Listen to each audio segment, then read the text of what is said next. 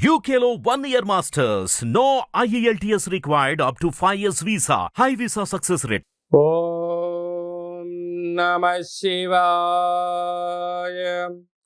ఓం నమో నారాయణాయ. నరదృష్టి కర్మ నివారణ సంచిత కర్మ ప్రారబ్ధ కర్మ ఆగమిక కర్మ నివారణ సకల దోష దగ్ధ తులాభార కాళభైరవాయ నమో నమః. ప్రథమం శైలపుత్రి, ద్వితీయం బ్రహ్మచారిణి, తృతీయం చంద్రఘంటిక, కూష్మాండేతి చతుర్థం, పంచమం స్కందమాతేషు, షష్టమం కాత్యాయని చ, సప్తమం కాళరాత్రి, అష్టమం మహాగౌరీ, నవమం సిద్ధిరాత్రి. శ్రీ రాజరాజేశ్వరీ దేవ్యై నమోస్తుతే. హరి ఓం.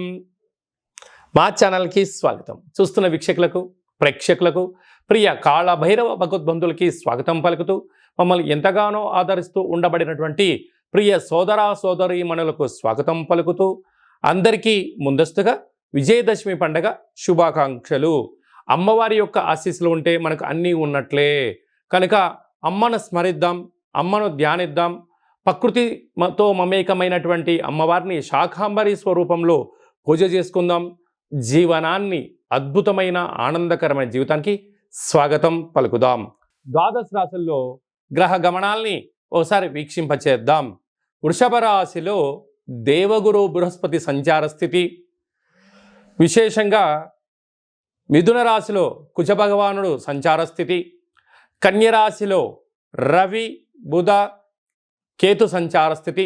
3 గ్రహాలు కలిపి బుధాదిత్య రాజయోగం చేత కన్యరాశిలో సంచార స్థితి, తులారాశిలో శుక్ర భగవానుడు స్వక్షేత్ర సంచార స్థితి, కుంభరాశిలో శని భగవానుడు స్వక్షేత్ర తిరోగమన సంచార స్థితి, మీనరాశిలో రాహు సంచార స్థితితో ద్వాదశ రాశుల్లో గ్రహ గమనాలు ఈ విధంగా ఉన్నాయి. కర్కాటక రాశి వారు మహాలయాల అమావాస్య సందర్భంగా ఎలాంటి విధి విధానాలు పాటించాలి, గతించిన వారి యొక్క ఆశీస్సులు ఎలా పొందాలో ఈ వీడియోలో సవివరంగా సంపూర్ణంగా తెలుసుకుందాం.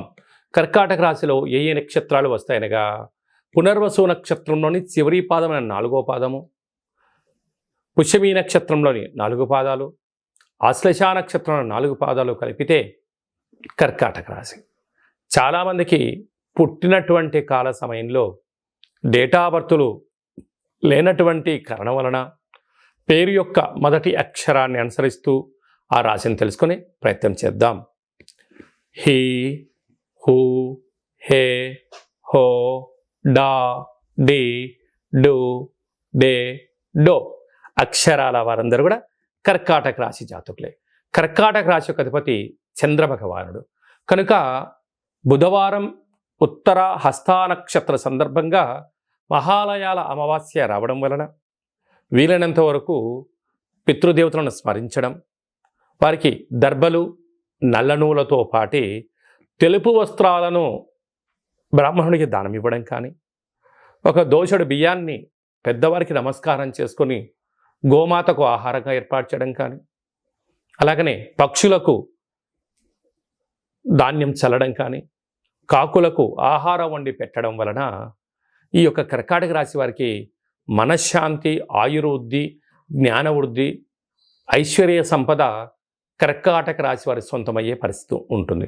కారణం ఏమనగా, ఒకవైపు అష్టమ స్థాన శని యొక్క ప్రభావం చేత విపరీతమైన బాధపడుతున్న సందర్భాలలో ఈ పితృదేవతలకు జీవుడు ఏదో రూపంలో తినడం వలన, వీరి కర్మను దానం చేయడం వలన ఐశ్వర్యం, ఆరోగ్యం, ఆనందం, భోగభాగ్యం కర్కాటక రాశి వారికి రావడం ప్రారంభిస్తుందని చెప్పి గమనించాలి. అలాగా వీరికి తృతీయంలో బుధాదిత్య రాజయోగం కారణం వల్ల, అక్కడ కేతు సంచారం చేయడం వల్ల ఏదైనా ఒక పని చేసేటప్పుడు మీ 6 సెన్స్ అంటే భవిష్యత్తును దృష్టిలో పెట్టుకొని గతంలో ఏం జరిగింది, ఏం జరుగుతుంది, ఏం జరగబోతుంది అనేటువంటిది దృష్టిలో ఉంచుకొని చేయగలిగితే మీకు అద్భుతమైన మంచి ఫలితం ఉంటుంది.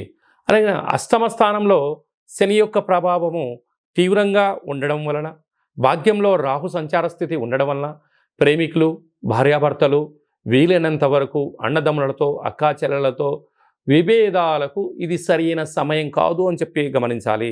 లాభస్థానంలో గురువు ఉండడం వలన ఇది మీకు చాలా మంచి కాలము. మౌనం, ధ్యానం, ఏకాగ్రత, దానము, సత్సంగము, పారాయణము, ఆసనాలు మనశ్శాంతిని కలిగిస్తాయి. వ్యయంలో కుజ భగవానుడు సంచారం చేయడం వల్ల కుజదోష ప్రభావం కారణం వలన మీ జన్మ నక్షత్రం రోజున అష్టమి, పూర్ణిమ, అమావాస్య తిథుల యందున దూర వాయు జల ప్రయాణాలకు దూరంగా ఉండండి. యంత్రాలతో ఆయుధాలతో దయచేసి చెలగాటమాడవద్దు. ప్రమాదాలు పొంచి ఉన్నాయి. నీటి వ్యాపారాలు, హోటల్ వ్యాపారాలు, పాల ఉత్పత్తులు, ఆహార క్రయ విక్రయాలు, గోడౌన్స్, స్వయం వృత్తులు, గృహ భవన నిర్మాణ కార్యక్రమం చేసేవారు, వ్యవసాయ సోదరీమణులు జాగ్రత్తలు వహించడం వలన ఆరోగ్యాన్ని కాపాడుకొని మానవ ప్రయత్నం చేయాలి అని చెప్పి జ్యోతిర్విజ్ఞానం తెలియచేస్తుంది. అక్టోబర్ మాసంలో ముఖ్యమైనటువంటి పండుగల గురించి క్లుప్తంగా, సవివరంగా, సంపూర్ణంగా తెలుసుకుందాం. 2వ తారీఖు 10వ నెల 2024 భాద్రపద మాస కృష్ణపక్ష అమావాస్య బుధవారము. సాక్షాత్తుగా హరిహరసుతుడైనటువంటి అయ్యప్ప స్వామి వారి యొక్క జన్మ నక్షత్రము, విఘ్నేశ్వర స్వామి యొక్క జన్మ నక్షత్రము కారణం చేత అదే కాకుండా మహాలయాల అమావాస్య అంటారు. అంటే మనకు బహుళపక్షము ప్రారంభం అయినప్పటి నుండి అమావాస్య వరకు గతంలో గతించినటువంటి మన పెద్దలు వారు ఏ తిథి రోజైతే పరమపదింపజేశారో, లేకుంటే ఏ రోజైతే పరమపదింపజేశారో మనము ఆ రోజును గుర్తుపెట్టుకొని వారికి స్వయంపాక కార్యక్రమాలను, మన సనాతన సాంప్రదాయము, మన ఆచార వ్యవహారాలు, ప్రాంతాలను బట్టి వాళ్ళను పెద్దవాళ్ళను తృప్తిపరచడం కోసం ఏమేమి కార్యక్రమాలు చేస్తామో చేయాలి. అలా పరిసర ప్రభావం చేత కుదరలేనటువంటి వారందరికీ ఈ యొక్క అమావాస్య తిథి యందున తప్పకుండా ఆ గతించిన వారిని స్మరించుకొని వారి ఆత్మ తృప్తి కోసమే ఏదైతే కార్యక్రమాలు చేస్తామో మనకు వారి యొక్క ఆశీస్సులు ఉంటాయి. అలాగనే బ్రాహ్మణుడికి కానీ స్వయంపాకం దానం ఇవ్వడము, గోమాతకు పచ్చడి గడ్డిని, తౌడు లాంటివి ఏర్పాటు చేయడము, పక్షులకు అనగా కాకులకు ప్రత్యేకంగా అన్నం వండి వాళ్ళ పేరు మీద ఏర్పాటు చేయడము, బీదలకు ఆహారాన్ని ఏర్పాటు చేయడము, శునకపు మహారాజులకు అనగా కుక్కలకు దానం చేయడం వలన గతించిన వారు ఆ రూపంలో వచ్చి వారు స్వీకరించి మనల్ని ఆశీర్వదించి వెళ్తారు అనేటువంటిది సనాతన ధర్మం చెప్తుంది. కనుక మనం అందరము కూడా గతించిన వారిని స్మరిద్దాం, వారి యొక్క ఆశీస్సులు పొందుదాం.